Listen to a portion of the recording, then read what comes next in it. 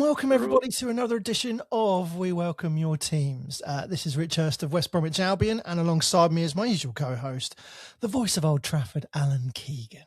Alan. Absolute pleasure to be here, Rich. And of course, we've got Welsh royalty with us today. You know, we've got the dragon is blowing a lot of hot air tonight. So looking forward to having a chat with our distinguished guest who's on the back of a roll of sort of some of the highlights of the season. We have timed this particularly well, I think, only because this particular guest club was under the limelight and then some of the weekend just gone. It'll all become clear when we ask him to introduce himself in the style of himself introducing his teams at his club, followed by the walkout music. Special guest, take it away. Rowch croeso I fi, please welcome me, Emyr Harris. Hey! And what's your club, Emyr? It's Wrexham.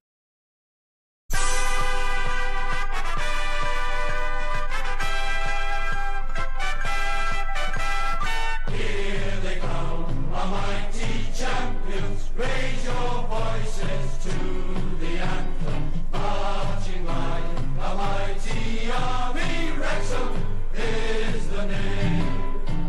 See the Reds to fight together. Oh, it's Yonks and Yonksold. It was, I think, first recorded by a male voice choir in the 70s or so.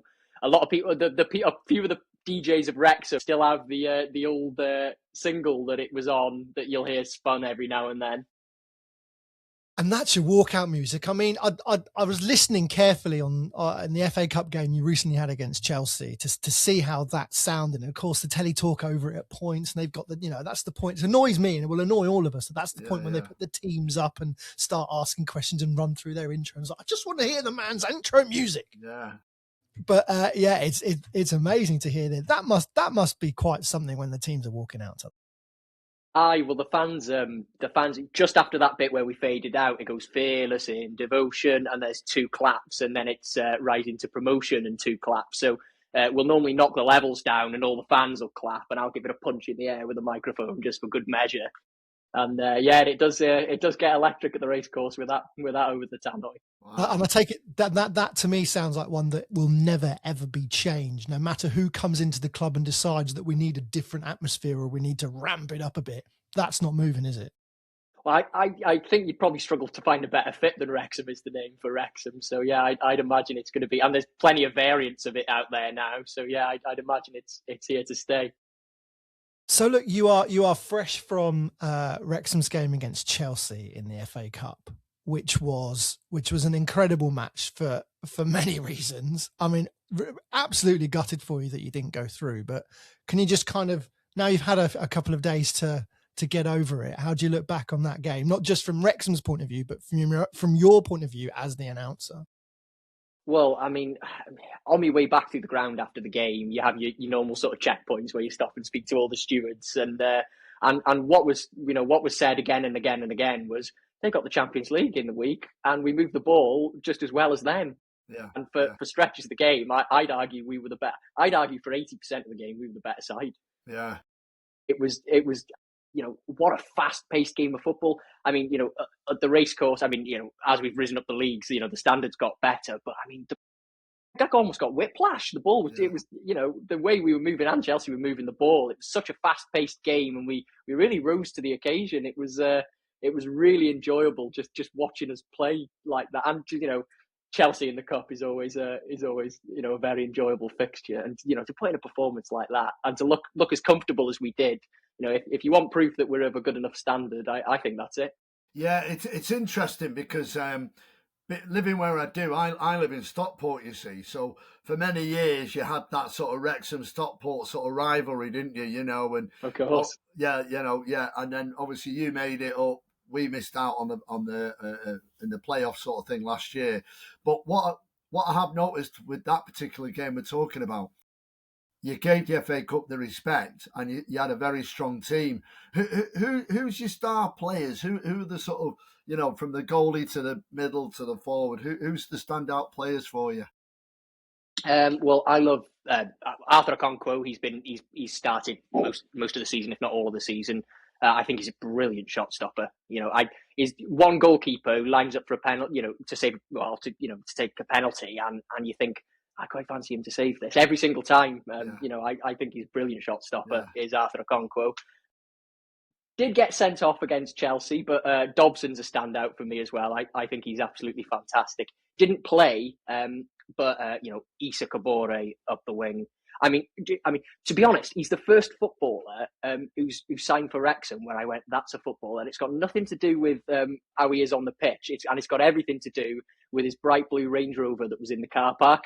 Now that was the first footballer's car I ever saw turn up at the Racecourse crowd. I saw him pull in. I thought, oh yeah, we've made it. So I love a bit of Issa Kabore. Of course, having Kiefer Moore playing for Wrexham, Wales players just blows my mind. The standard's risen so fast. I struggle to, they're all great. But yeah, if I were to pick the standouts, I think Arthur's a great shot stopper, and Issa Kabore up the wing is absolutely fantastic. Yeah, I quite liked it because keeping an eye on Wrexham as well, purely because when Ben Foster was with you.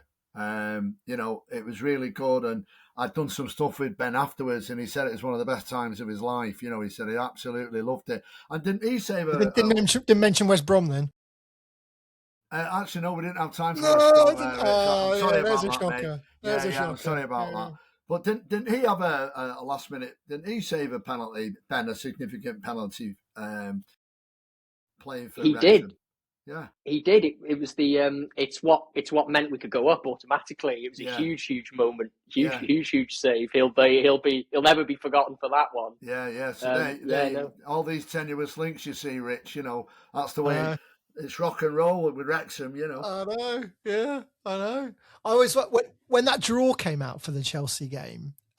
Were there instantly people onto you about not just about tickets and getting me in and stuff like that, but more about, are we going to do something different, like atmosphere wise for this game? Are we going to play something different? Are we going to change the atmosphere? Well, all the fans in the chat were, and in all the group chats and the forums, were all hyping themselves up. We've got to put on a good show against Chelsea. So, but in terms of the actual match day.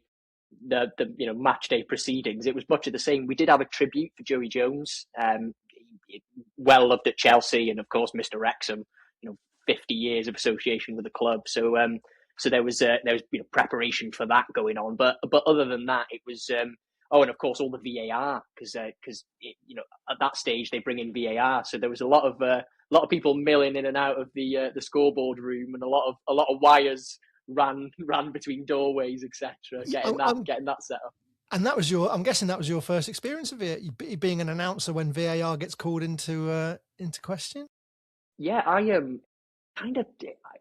only sort of clocked onto it. I mean, of course I'm aware at that stage in the cup VAR comes into it, but I sort of hadn't thought about it until about sort of 25 minutes before kickoff, when I thought I'd better find somebody wearing some EFL merch and ask the question what I'm meant to do here. And I was told just leave it to the scoreboard, and I was happy to oblige there. Yeah. Do you do that now, Al? Do you leave it to the scoreboard now as well, Al? Or do you have to say something, or does Mandy upstairs say something? Yeah, Woody. Yeah, well, Woody used to say it, and now it's just an automated voiceover on the stadium. Yeah. I don't do it because I just don't do it, and I'm glad I don't do it because I'm too busy trying to announce a goal, without worrying is it VAR or isn't it, but that's the thing, isn't it? Once you put that into your head, I suppose sometimes were there any, obviously there was the disallowed goal, Emyr, but were there any other moments where you were like, shall I announce this or shall I wait, for the Wrexham goals? To be honest, Wrexham scored. I still really, really struggle not to just lose it when Wrexham score. I've got to compose myself every time. I think, in the moments after each, and especially in a game of that calibre, in the moments after the ball hit the back of the net, I think the microphone went on and the goal was announced anyway, if for no other reason than to hear the crowd roar and, let us all have that moment. But with the third goal in particular, I mean, it was offside by a hair, looking at it back. But I honestly didn't think it was going to go to. I thought he was on. I didn't think it was going to go to VAR. well, to be honest, it wasn't my finest goal announcement. I think my voice did go during the. I think emotion got the best of me a little bit there. I think my voice did go during that final one, and then it was disallowed, which was a bit of a double whammy. Wow. Yeah. You're allowed, mate. You're allowed. You know, Yeah, that's exactly. what it's all about. Yeah. So, Rich, are we going to chat with this young man about how he actually got into the gig? Because obviously, you know, it's been a journey for you. So give us the background. Right. You know, I'll have to take you right back to the early 2000s with this one. So, really briefly, in the early 2000s, the club was in really precarious position. Some developers had bought the club. You know, the fans would argue they bought it because they liked the land the Racecourse ground was on, and that they were trying to run the club into the ground. I'll say no more on that one. But you know, it culminated on the fans, should we say, leaning on the owners a little bit, and the result was the club was sold for £1 to the Supporters Trust, and a board of directors was appointed, and my dad was on the board. Spencer, his name is, he was on the board, and I, at the time, you know, just before this, I still went to the games with him, but we were in the Mould Road stand, and then all of a sudden I was up in a director's box, you know, at about, you know, I think I was like 10, 11, you know, wearing a suit, and it was a bit uncomfortable. So as soon as I hit about 12, I started volunteering in front of house. We have a bar at the Racecourse called the Centenary Club, and I was down by the entrance to that, handing out tickets to the exec rooms. They had a problem at the time. Now, once the fans took over, they put in Welsh announcements, and there were two announcers, Ivan and David, who do the Welsh, but both of them lived quite far away, and they weren't able to make every game. And one game they needed somebody to stand in, and they went, well, who speaks Welsh? You know, there's a rec and knows the team, and it was me. So I was 14 years of age when I first gave it a go. Wow. It's just on the Welsh, so that was just you know, supplementary stuff. So like I worked with the English announcer at the time, Steve, and I would literally just go, you know, Revine, and then he'd go number one, and then go in, you know, while doing the team sheets, and then it was bilingual bits and bobs, but during play, you wouldn't really have to announce anything. Every now and then he'd let me do the birthdays in English at half time. Yeah. But other than that, it was just sort of supplementary Welsh, and over time. Back then I was behind the goal with my mates every now and then. Back then, you know, as you are at that age, so I didn't do every game, but as time went on, I started doing more and more. Then became the Welsh announcer, and then when we were in League Two and Steve left, I got a message. You know, will you cover till Christmas? And I said, yeah, no bother. And then ever since then, I've kept turning up, and they've kept handing me a microphone. So wow. So how many years is that then? Well, I'm 24 now, so technically I'm 24, but technically I have got 10 years as a stadium announcer under my belt. Yeah. Hey, Hursty, are you ready for this? When I started, Emyr wasn't even born. Oh, dear. Oh no, that is. I mean, is that good or bad?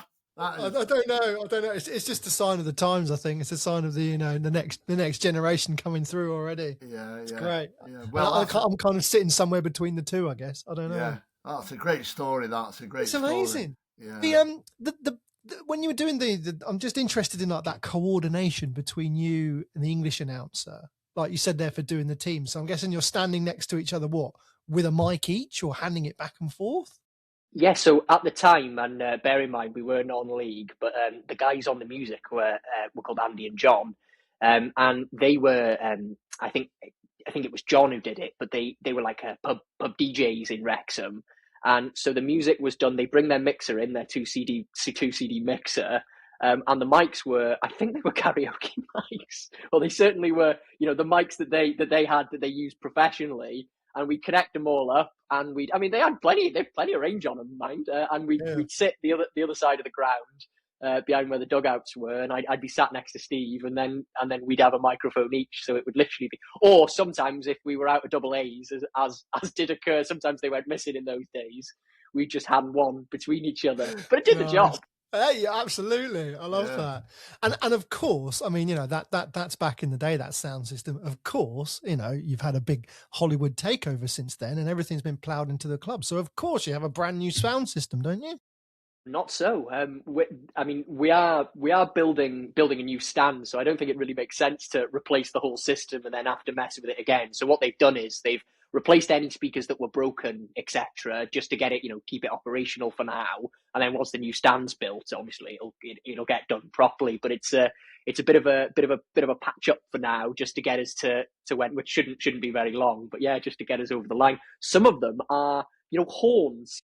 Oh yeah, You can still see the. See, I think I'm not sure they're still connected, but I'm pretty sure some of them are still the old horn style speakers. They're not quite Darude Sandstormable, put it that way. Okay, right. Yeah, I was going to say. So, what sort of sound? I wonder what sort of. I still haven't been to the racecourse yet. I wonder what sort of sound that creates when you're trying to, I suppose, work on like a big pre-match build-up, and you're still using those old tinny tannoys. Fair play to the music guys. They do dial it in quite well, and they do. It doesn't sound too bad, especially not considering. You can still make everything out, but it does need a bit of fettle in that system, but it is very much on their list. It just didn't make sense to do it at this point. I don't think that's the thing. It's all happened so quick, and the profile's grown so quickly. It's hard to keep up. Yeah, no, fair enough. Do you remember that first official day then? That you were the announcer, I suppose, for both counts. Oh yeah, I was. I don't think I've ever been so nervous. And now it's a different thing watching. When I was just the Welsh announcer, you'd watch the game intently anyway, because of course you're a Wrexham fan. But it's a different thing watching the game and having to make the calls. It's who's got the ball, what minute am I in? Who's got the ball, what minute am I in? And I just, anytime I'd sort of lose track of that, I, give myself a jolt and go, no, who's got the ball, what minute are we in? And I try and just anchor myself to that. And then of course there's watching out for substitutions, etc. So it was just a whole other level of focus required. And then with there being just me, I then was doing the English and the Welsh, so there was seamless transitions between English and Welsh. Sometimes when you had something to announce on the fly, it would be right. Let's translate that into Welsh. Let's say that. Let's get the English out. So it was the scope of the job. And suddenly the microphone, not the microphone, the walkie-talkie was in my ear. And suddenly, I'm coordinating the scoreboard. You're shepherding the match day a little bit more, and the scope of the job grew massively. And I was really, really nervous. Steve, the previous announcer, had been doing it for years and years, so they were really big boots to fill. I was bitterly nervous for the first few games. I did grow into it after a while, but not without a few mishaps along the way. Do you do everything in both languages? So substitution, extra time, all of that? It's not absolutely everything, but substitutions and extra time we will do both. We'll read numbers out in Welsh, then English. In fact, most things during most things are actually bilingual now. Every day, it's slowly season after season we've added more and more Welsh, but not absolutely everything. But yeah, the majority of things are bilingual. It'll be which is quite tricky because of course you don't want to interrupt play too much, and if you want to announce extra time or something, you've got to sort of choose your moment wisely. Because you've got basically double the amount to say, so it can be a bit tricky to fit it in sometimes. And I suppose it takes a bit longer. Sorry, Al, go on. No, carry on. I'm just fascinated about Rich normally asks this one, but where are you sort of situated on a match day? Are you in a PA box? Are you pitch side? Who's communicating with you? How does that all work for you? Well, so the PA box is in the Mould Road stand. 10 points to the architect, but you can't actually see the entire pitch from the PA box. So I'm sat across the stadium. They've moved the tunnel across to the other side, so I'm actually sat, which is rather strange for an announcer. I think I'm actually sat adjacent to the tunnel, not behind it now, or not to the tunnel, to the dugout. Not behind it now, but I'm in the Wrexham Lager stand, right down by where the players come out by the tunnel, which is pretty much as far away from the PA box as you could be in the stadium, I think. But yeah, I sit there. We're on radio, so I've got the music guys, which is a company that does it now. And the scoreboard guys, we're all on the same channel, and we'll liaise and give each other countdowns and time everything that way. So it's all done over walkie-talkie. Wow. And with regards you yourself, what's been the highlight and what's been the lows? Like your best moments and what's been your low moments? Look, Wrexham. Look, everyone thinks their football club is special. Everybody and their dog thinks their football club is special, and I think they're wrong. And I think Wrexham's special. Wrexham means it means an awful lot to me. Just holding that mic and getting to be the stadium announcer is incredible. So getting to announce the promotions, and especially the promotion from League Two to League One, because that was I was the Welsh announcer at the still, but I chose not to do the non-league promotion because my dad had put that much in over the years, and it was such a big moment that I thought I want to go up and sit with him, and I want to experience. I thought it was coming, so I thought I want to experience it with him. But and I'd taken over both by the time we went up from League Two. In Wrexham, there was this whisper almost on the wind of a sleeping giant. But when we went down to non-league, there weren't many clubs, big clubs in non-league, and even since for years and years we were a sleeping giant. And for me, we'd only been in the Championship or the old Division 2 once. So for me, League One was about our level, and I remember it happened. The fans stormed the pitch, and I had this almost movie. I looked down, and they saw me. I saw the microphone. I turned it on, and I just said, "The sleeping giant's awake." And and honestly, that moment was boom. Wow. I thought, and to be the one to say it was just was magic. So favorite moment was probably the League Two promotion because it was the first promotion on the mic, and Jesus, I wasn't used to promotion. After my entire life, as long as I have brief flashes of us in the league before, Juan Agate and a few of the other players. I didn't really remember us in the league. So literally my entire life, I've been waiting for Wrexham to get promoted. Every season, it was all not for this is the year, and everyone would get, we'd sign a bunch of players pre-season. It was a bit of a revolving door back then. So we'd sign half a new squad at pre-season, and everyone would get hyped about them, and everyone would convince themselves that this year's the year. And it would never happen. So, to get to announce the promotion and to say that, it really felt very full circle. It felt, and to be the one who did it, it just, honestly, I've never felt anything like it, to be honest. It was incredible. That's cool. Probably my favourite moment. There have been plenty. I'm prone to I don't think I could non-excitedly announce a Wrexham goal. I scream it down the mic pretty much every time. It's just I can't help myself. Once or twice. I tell you what, actually. So before a game, just before we kick off, you'll say, "Let's back the boys and make some." You got to back the boys and make some noise, and then you'll go "Line Wrexham," which means forward Wrexham. It's like you'd yell an army to march or charge or whatever. And I remember one game. Now, it's worth saying at this point that I was in university at the time, and I'd been out the night before, and my voice, it wasn't absolutely perfect, and we're not talking a little voice crack. We are talking the full up, down, left, right. Line Wrexham, and I thought, and the crowd were roaring, and I thought, you tell yourself, I thought, I've got away with that. No, I've got away with that. Anyway, I'm having a browse, on the chat later on, and somebody's brought it up, and I just, at that moment, I went hot. I went red in the face. I was, ooh. I thought I'd gotten away with it at the time, but that's probably my most embarrassing moment.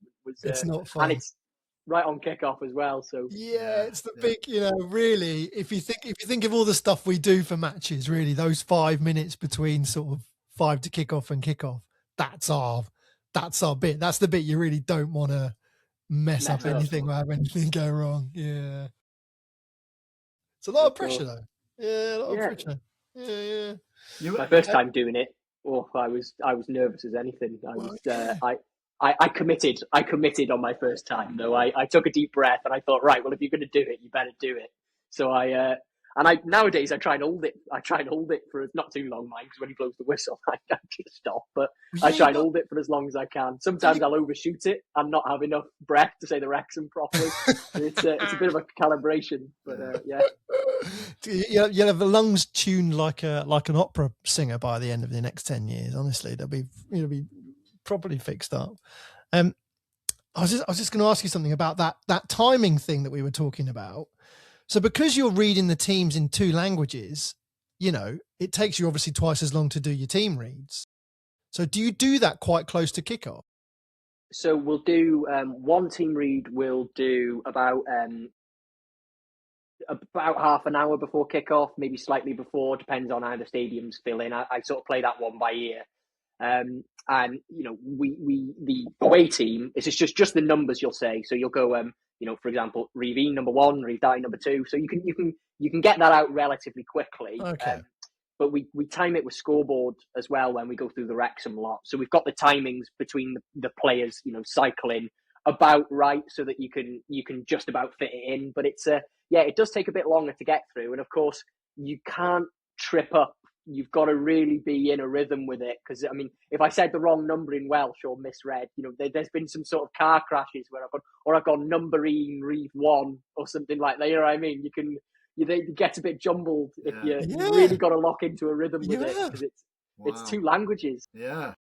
One of the things when it was 2 of us was, and one of the things that was raised was it was a bit clunky. I go Revine, and then the karaoke mic could take a second and go number 1. Do you know what I mean? It would be it sort of slogged a little bit. So I try and I like to pretend I'm on the radio. I go Revine number 1. Do you know what I mean? I try and get it nice and smooth.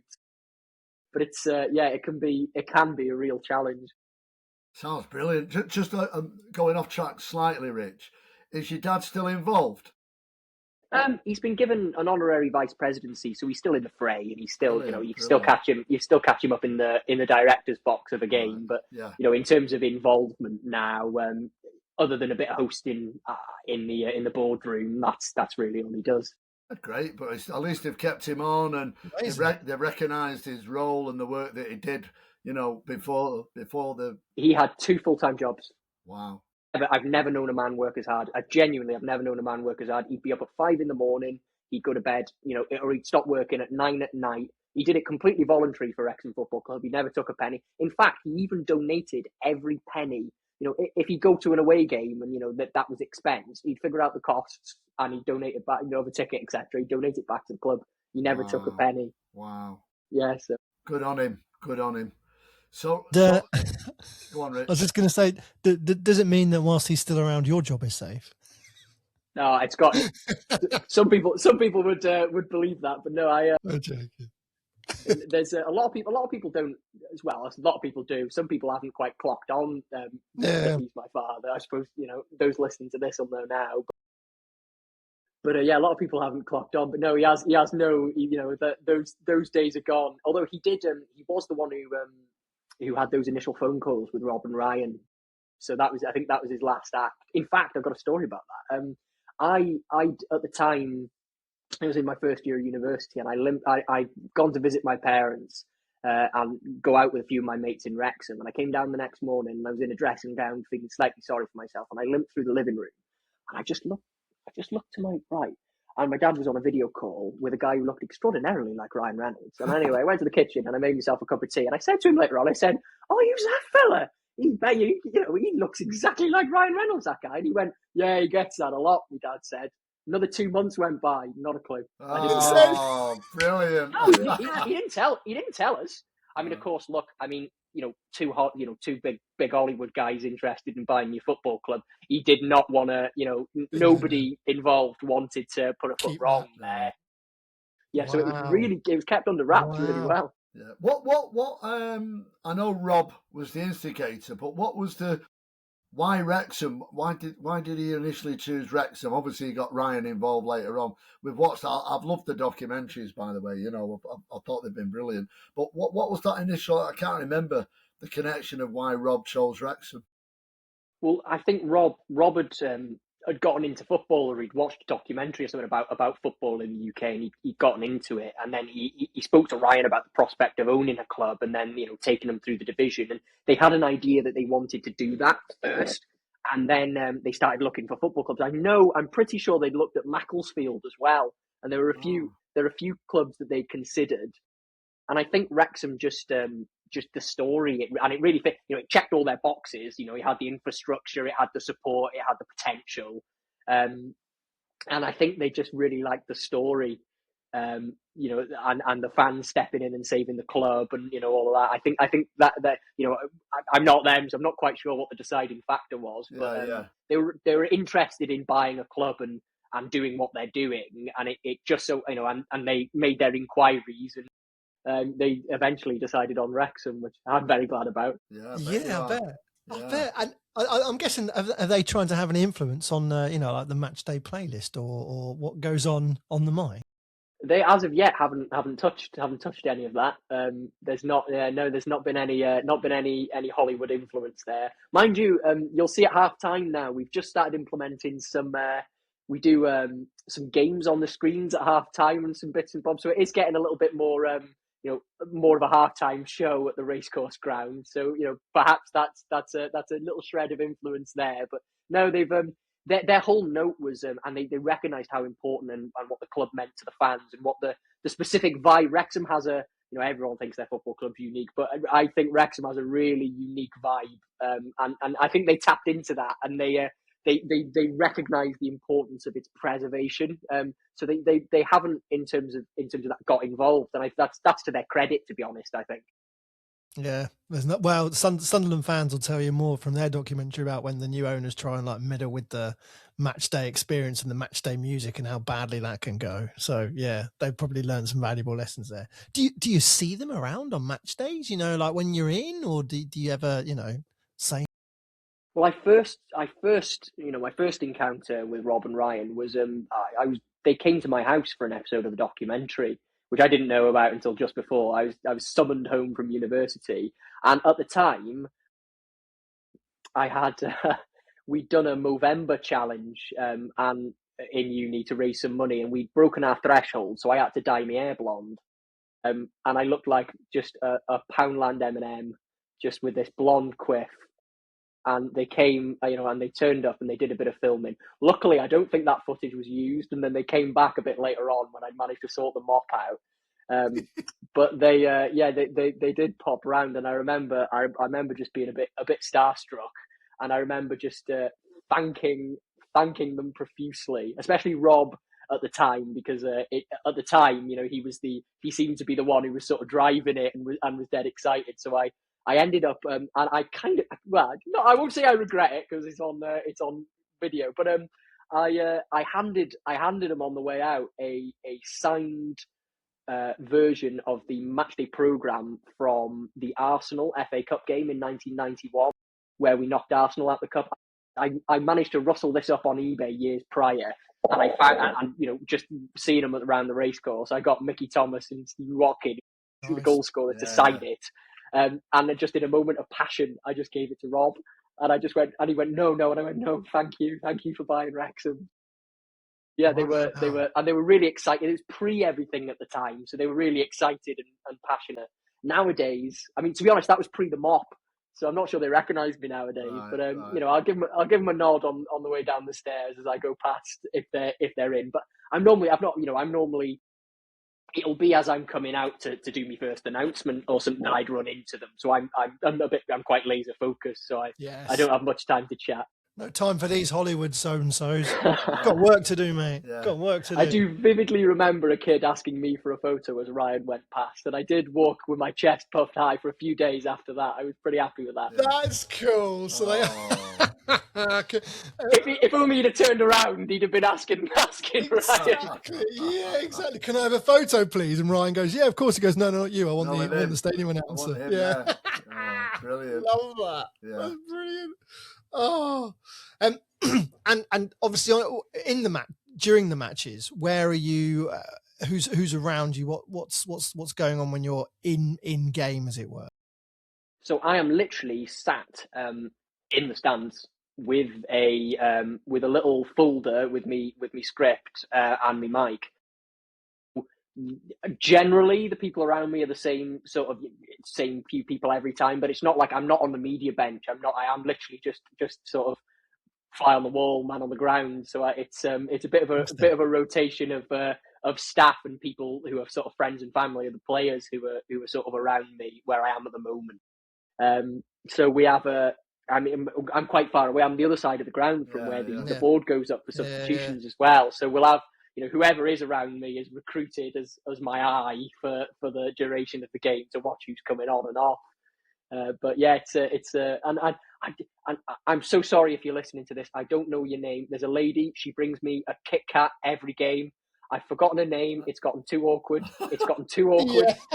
It's gotten too awkward. If you're listening, I love you. You're great.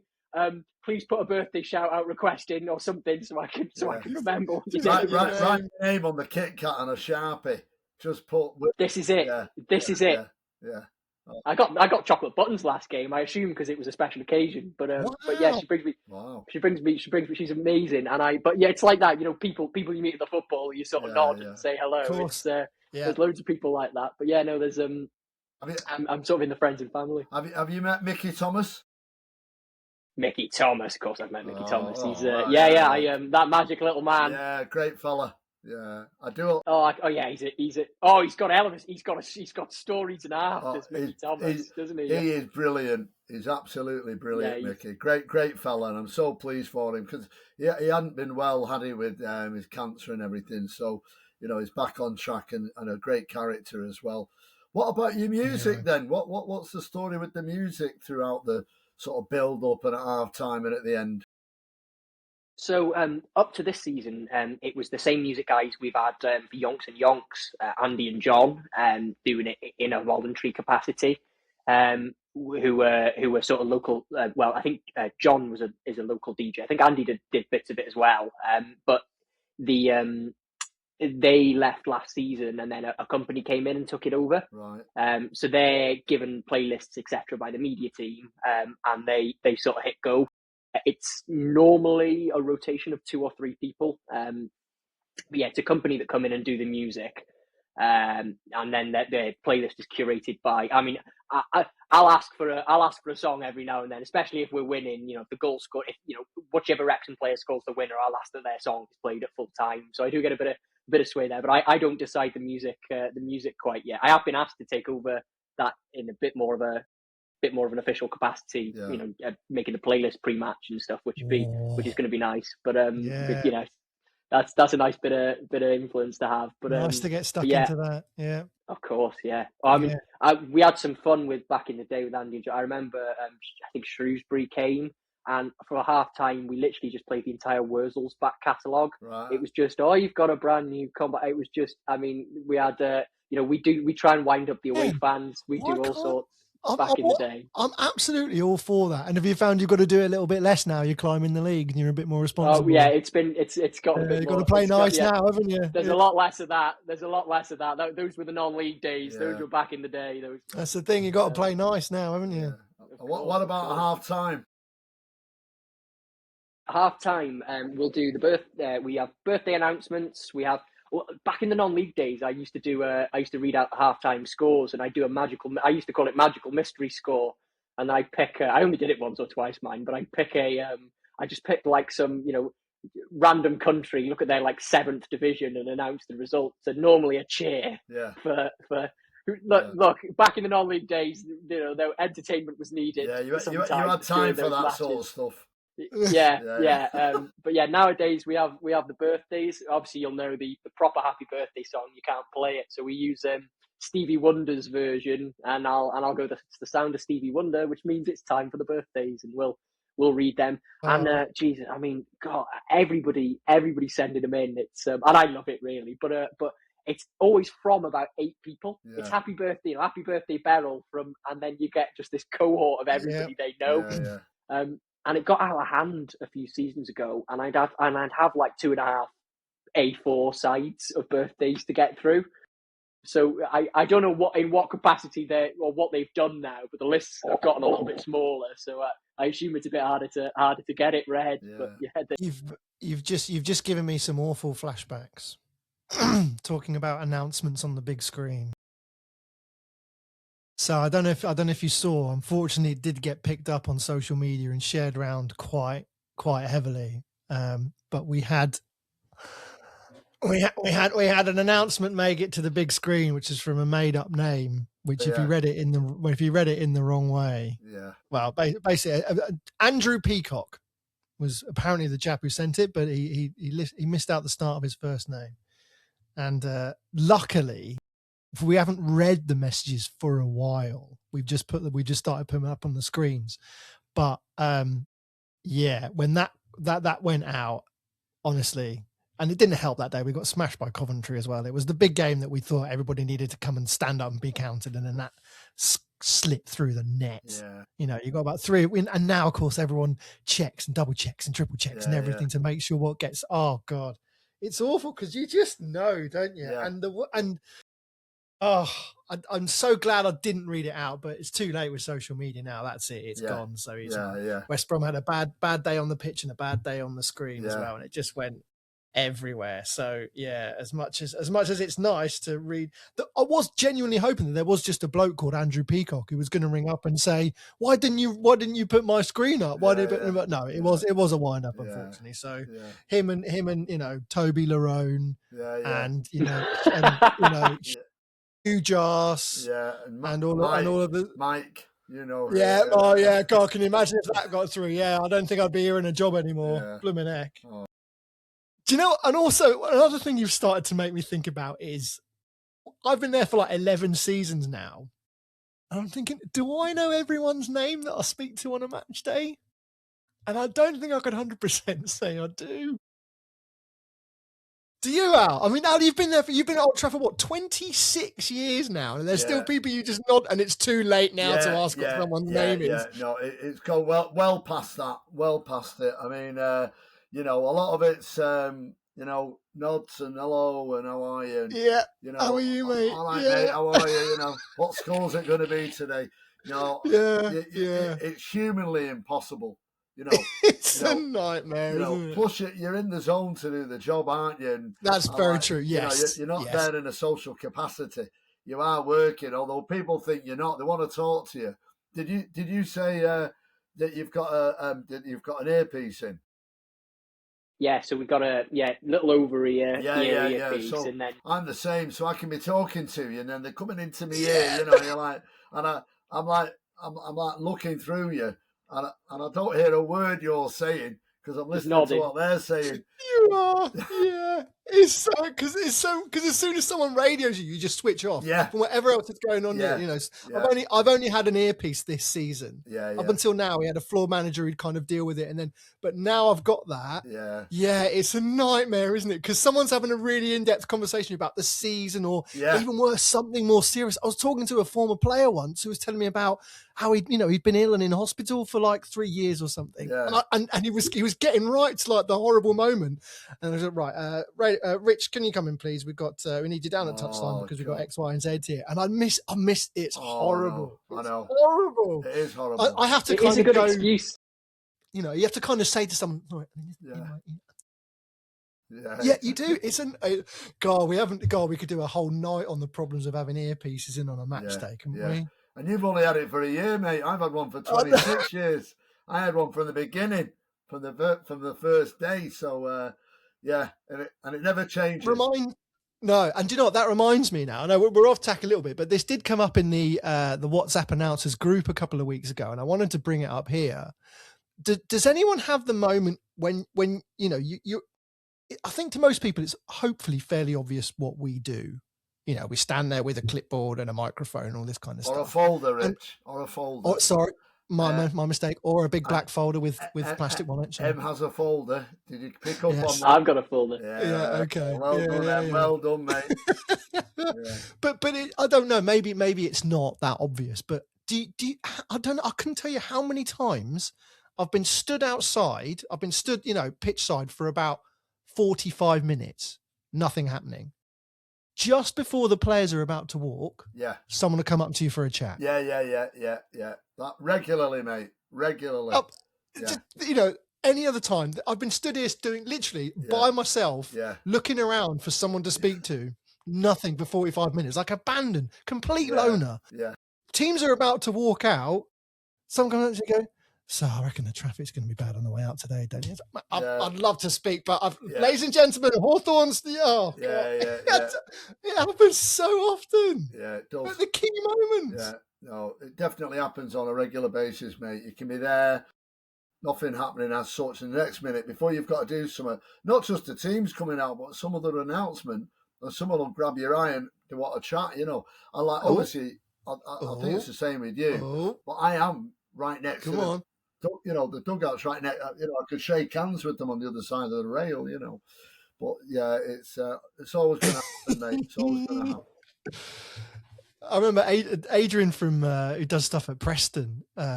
He said an old colleague came to tell me a story of woe that he wasn't being kept on as a volunteer by the new owners, which was a shame, and something I was happy to discuss at a more convenient time. But it confused the Red Hot Flames cheerleaders who were stood motionless in the middle of the pitch, wondering why no one was introducing them. They missed the moment. Yeah, they missed the moment because he's no, are you kidding me? Really? Oh, no, wait, is that really? I'm supposed to be on here.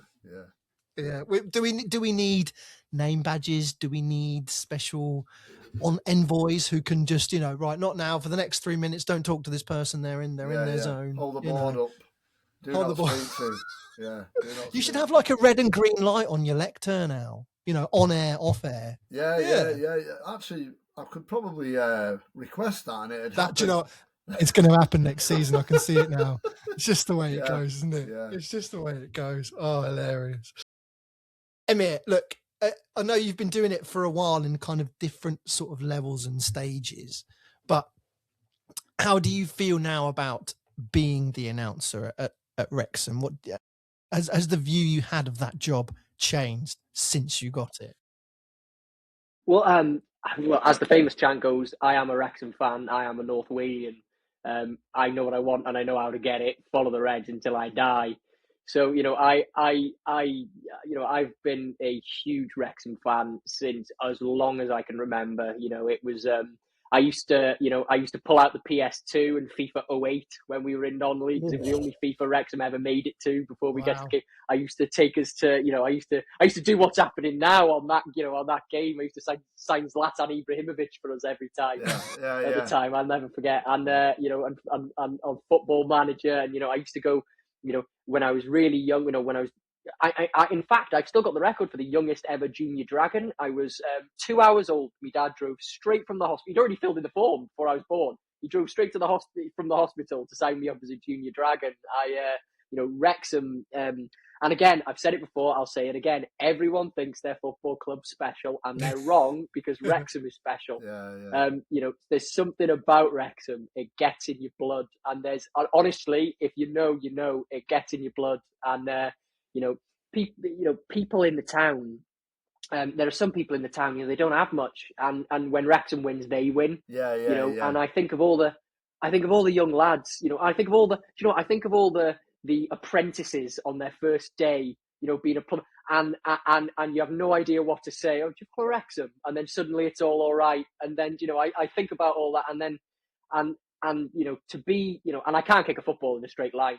So, the closest I would ever get is the man on the mic, so to hold that microphone and to be the announcer for Wrexham is something I didn't think I'd ever achieve that. And it means, it really does mean the world to me. I adore Wrexham. Is every game a sellout now? A sellout? Oh yeah. It's dead funny. Colin, one of the guys in the media team, he comes around. Well done for remembering his name. Yeah, well done. Yeah. I've got it on a little A4 post-it note. I'm joking, Colin. I'm joking. Yeah. But he hands me a little piece of paper with the attendance on it. Every game, it's the same number every game. It's sold out. Oh wow. But yeah, no, that makes it easy. We We sell out every week. We're building the new stand, and I expect that we'll sell that out. You could see it when we were non-league and we went to Wembley. We'd take like 30,000 people to Wembley, against Grimsby in the trophy. We and it's been said for years and years, we're a sleeping giant. Well, it's awake. Yeah. So the racecourse is absolutely rammed every week. And what's your capacity at the moment then? Before you get the newsstand, what are you announcing every week on the piece of paper that Colin gives you? It's usually 10,665. Wow. Bang on. So as far as championship, I can tell you because I've said it how many times. Exactly. Yeah. But not as far as championship stadiums go, that's not the largest. But once that new stand's built, the hope is that we can host international games, Wales international games, up at the racecourse again. Right. I think it's due to be. Don't quote me on it, but it's due to be 15,000 plus seats after that goes up. Oh. Well, I mean, I don't know who the Welsh announcer is actually for Millennium Stadium / Principality at the minute when they play their home games there. I don't know who that is. We know we've obviously we've got Graham at Scotland, Chris Temple for England. We don't know who the Welsh one is actually. No, you'll have to find out for us, Emyr. I'm not sure. Yeah. Find out. Let us well, know. if anyone from FA Wales is listening, Yeah. Well, if the gig's still up for grabs, we've got the perfect person here. Yeah. 100%. Bilingual, definitely. Now, the way this season is going, you must at least fancy a chance of getting to Wembley and being the announcer there, because just to check, you've never done it before, have you? Not I did get the opportunity I got offered once, but it was either I went in the royal box with my dad or I did the which was a really difficult decision. But with what my father's given in for the club, and of course a lad and his dad, it's a sacred thing going to watch the football. So I chose to go with him, but I'll certainly be taking the announcing gig next time. Well, I mean, you fancy your chances at the minute, and sitting fairly stable in the playoffs, and if it's next season, 2 places below you, and you still have a chance of going to the playoffs. Yeah, of course they're rejigging it, aren't they? They did that with non-league a few years ago. I mean, look, Chelsea couldn't beat us. They had they had Garnacho on, and they couldn't beat us in 90 minutes. It was 2-2. So that's proof enough that we're a good enough standard. Yeah. I think we're going to miss Dobson the next few games. He obviously got that straight red towards the end of the game. I think we're really going to miss him. Viner, of course, he's great.